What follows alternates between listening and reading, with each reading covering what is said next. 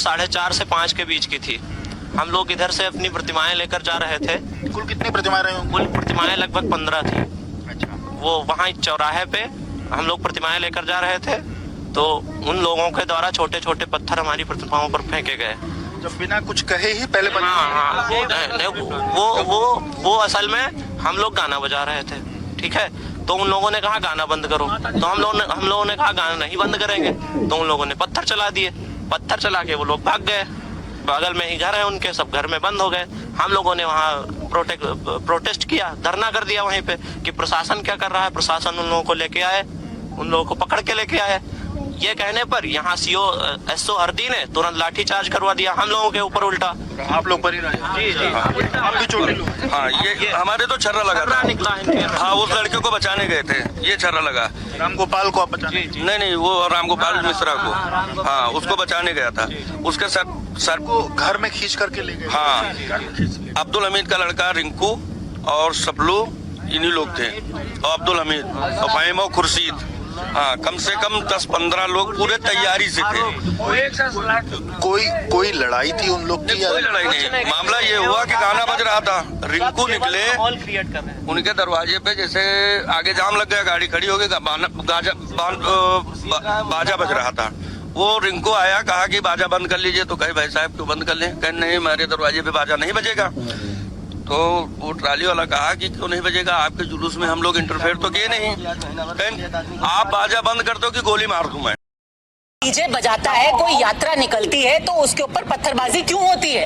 और हर कोई यही कहता है कि उकसाया गया इसलिए पत्थर मार दिया। आप मुझे बता दीजिए, कोई उकसाएगा तो पत्थर मारेंगे, कोई उकसाएगा तो गोली मारेंगे। ये क्या तर्क है?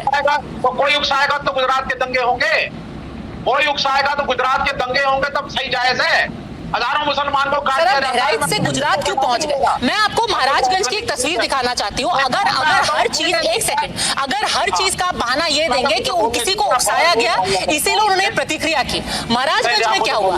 महाराजगंज में दुर्गा प्रतिमा के साथ ढोल जा रहा था, ध्वज लेकर के लोग खड़े हुए थे। किसी ने नहीं कहा, आप गलत बोल रही हैं।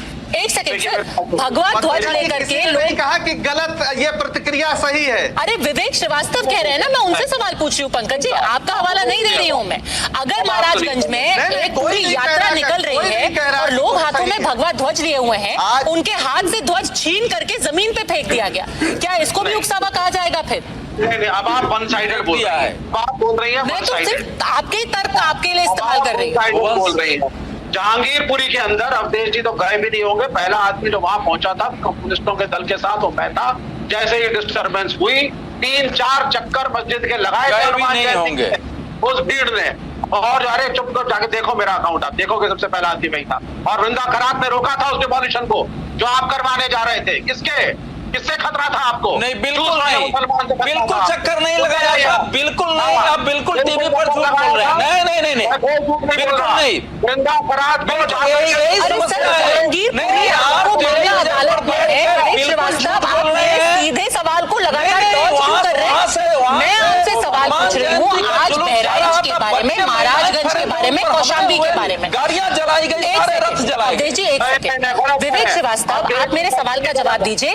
बहराइच में किसी के ऊपर पत्थर चलाना क्या जायज है उकसावे के नाम पर? कह रहे हैं कि इरिटेट हो जाता है आदमी।